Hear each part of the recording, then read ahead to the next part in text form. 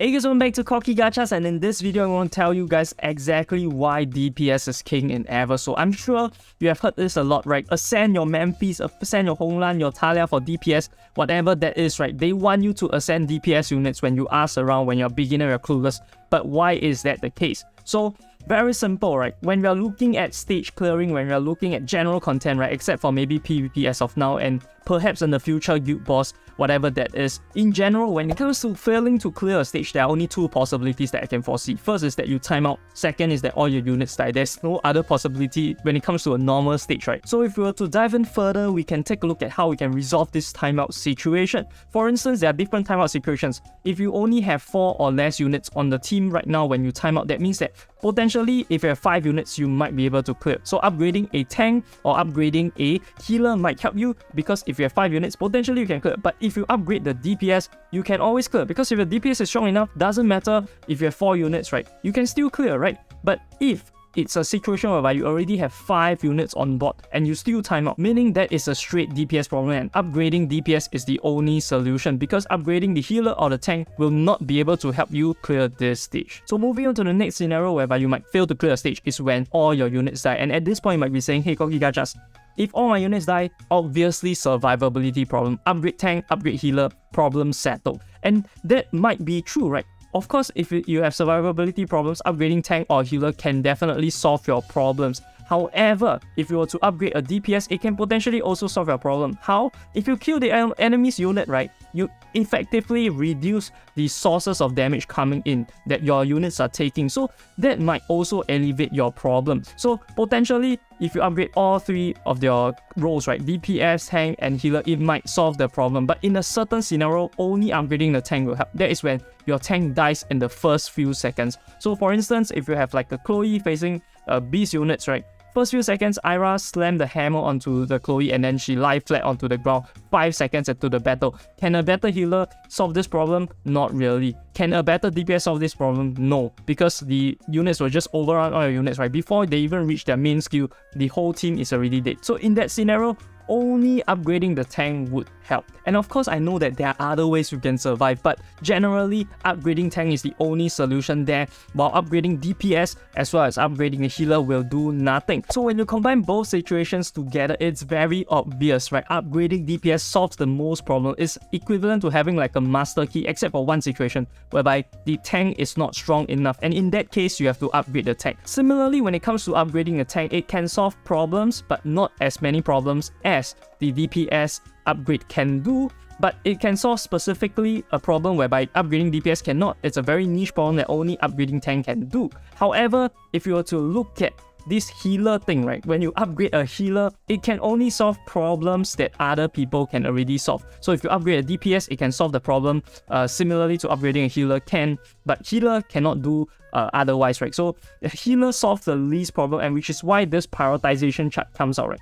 Upgrade your DPS first. Once your DPS problem is solved, the problems that cannot be solved by upgrading DPS, you have to upgrade a tank. And then lastly, you invest into the healer units. Now, of course, what I just spoke about is on a very generic high-level term. So just on roles itself, DPS, healers, and tanks, right? But when it comes to units, it's really different. But the best way I see is that you treat all of the units as problem solvers. So the units that can solve the most problems are your best units for your account itself. For instance, you can take some examples, right? When you look at the souls itself, take Catherine for example, right? She is able to fulfill a very strong role, and she's an extremely strong unit because she is able to make all of the units inside the circle immune to damage for that few seconds, right? So it's equivalent to having this niche problem solver that can solve this big problem that you have that you can only solve by upgrading your tank unit, right? This one unit solves that problem. So that is why this is a good unit. With little investment, you can have an Epic Plus Catherine. It does great work. Don't need to invest that much.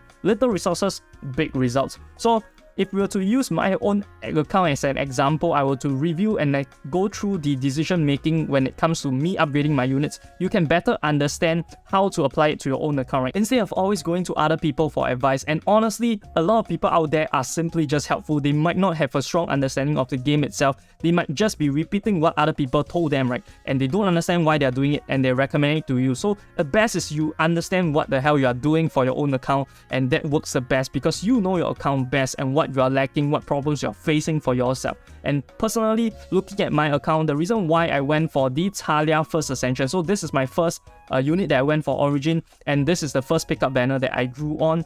And the reason why is because at that point in time, I was lacking a strong DPS unit, and Talia also fulfills support roles, and she can be used in a lot of content, meaning she's like a master key. She is very strong, and that's why I planned all my resources onto her first. And once I've invested in Talia, my DPS problems are effectively solved, and that's why I went for the Chloe next, the tank next. And also something that I didn't mention about why you should go for DPS first is because DPS is always relevant. So if you have like the Ascended Legendary Plus Chloe versus a Origin Chloe, the effectiveness of both these units are the same on stages where survivability is not a problem. If both Chloes stand till the end of the battle, then survivability is irrelevant. The resources that extra they spend on that Chloe, right, basically goes down the drain, right, because you wouldn't have needed that extra HP on that Chloe for that particular content or stage itself. So moving into Chloe, the reason why Chloe is also a good choice for me is because other than being a tank, she can also heal herself. So fulfilling multiple roles, right? If I can reduce the resources that I plan into a unit to do multiple things, that will be the best. So the best units are the one that can do the most things at once with just one slot. So that is why we went with Chloe. And then subsequently, I went with Lindsay. And the reason why I go with Lindsay is because in certain scenarios, AoE damage might not be the most preferable route, right? So for human itself, I went with a Lindsay over Memphi because Memphi does AoE. I don't really need AoE, and I have a person that can use ultimate, which is Talia. So it clashes.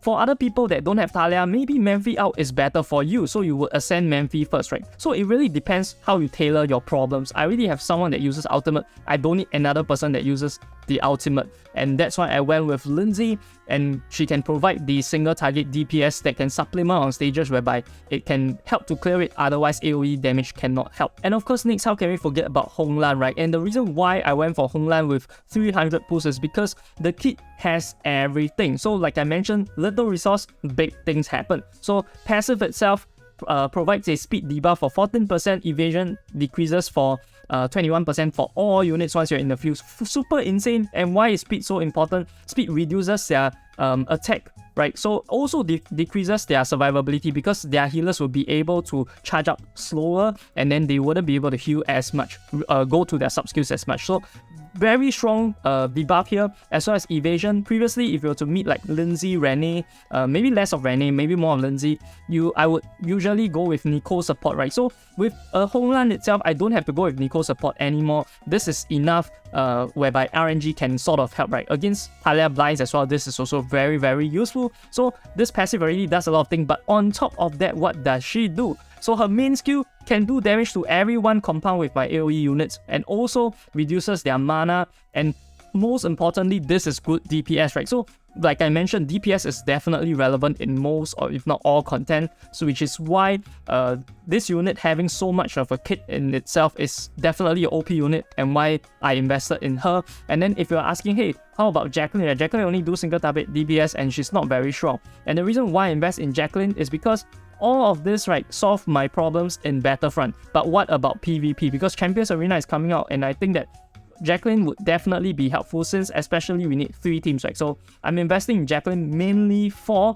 Champions Arena and also for the gates itself. And here similarly, I invest in Petra, and you might be asking, Petra also a tank, Chloe also a tank, but Petra is undead, so she can clear undead gates, right? So the concept is, when you are planning your account, when you are playing the game, always aim to solve big problems first. All these are my big problem solvers, and once the big problems are solved, you build the roof of your house, you can start doing the decoration, the interior design, right? This is where all the Jacqueline, the Petra, your niche units would come in, right? And this is exactly how I approach the game and manage my resources. I hope that you guys learned something from me sharing my approach as well. Of course, this is not a mantra, right? You should also look to see whether what I said makes sense for you and how you approach the game. Also, if you're undecided on Erica, definitely check out this video where I touch on whether she is worth your Everstones. I'll see you guys over there. It's Corky Gachas, signing off.